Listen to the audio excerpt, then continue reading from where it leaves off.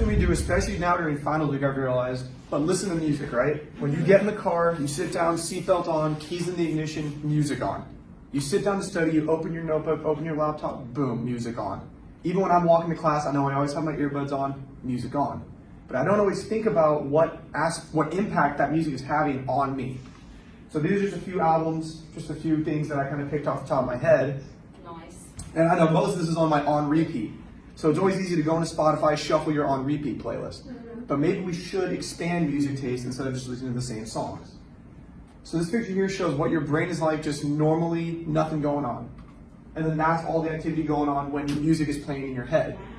But what activity is actually specifically happening in each part of your brain? Well, the nucleus accumbens and the nucleus amygdala actually controls the emotional aspect of your brain. So the emotional aspect relates to different feelings you have, different emotions you have relating to different songs. I know when I listen to a certain song, I have a certain emotion. I listen to another song, I feel some other way. So when you're listening to different types of music, it expands that area of your brain, and it's going to expand those emotions and feelings that you relate to music. And then going into the auditory cortex, that relates to perception and analysis. So this part of the brain is how you hear the music, how you dissect that music, you hear the melodies, you hear the pitches, you hear the lyrics and the different auditones that are going on. So this part of your brain can easily be expanded by listening to different types of music.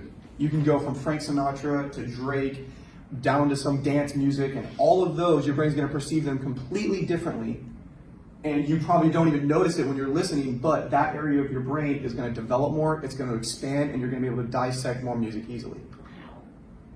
And then going into the memory, which is in the hippocampus, obviously you have a certain song in your playlist, you hear it, instant memory. This also ties into the emotional a little bit, but you think of a certain memory. I know I listen to certain songs and I think of an exact time, an exact place, an exact day that song was played at. For example, Levitating by Dua Lipa, which I put on repeat all weekend. But that's beside the point. So many other songs have so many different emotions, so many different memories in your head that the more music you listen to, you create more emotion, you create more memories, and that area of your brain can expand. And also, hippocampus doesn't just relate to music memory, it's all your memories. So you can tie a song to a certain memory and vice versa, which again expands that area of your brain. And then going in deeper back to the auditory cortex, more about perception, the pitch of a song. Patterns of pitches unfolding over time, which is a melody, are known to engage neural populations in both anterior and posterior pathways.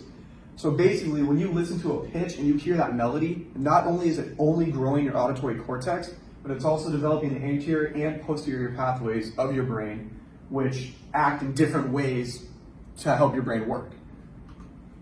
And then going into the rhythm, behavioral studies demonstrate that rhythm and pitch are perceived separately. So I talked about the auditory cortex and how you perceive and dissect music. Well, rhythm and pitch, you hear it at the same time, you think it's the same thing, but your brain hears it as two completely different things. And the neurophysiological studies indicate that the dimensions are separable in the brain. So even though it's the same exact place hearing the rhythm and pitch, your brain thinks it's completely different things. So your brain hears the rhythm and it hears the pitch, puts it together to create the melody. And then down here, there's just a little note about patients with a brain injury may be impaired in processing melody but not rhythm, and vice versa.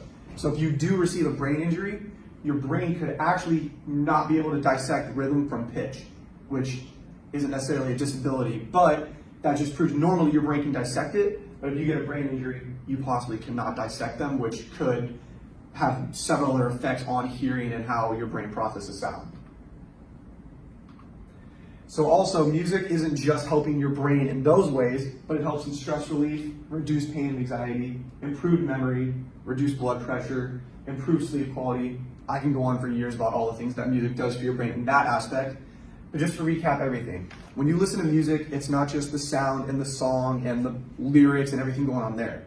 It's helping different areas of your brain to grow, expand, and adapt to different sounds, different lyrics, different voices, because all of that together expands your brain. And like I said on that last slide, helps you with that stress relief, that reduced anxiety. It'll give you a certain memory. It'll make you feel a certain way. So you really should listen to music, and don't just shuffle your on repeat playlist. Throw on the 80s, throw on the early 2000s, go back to the 50s, expand that music taste so you can expand those areas of your brain and just overall improve how your brain works. Thank you.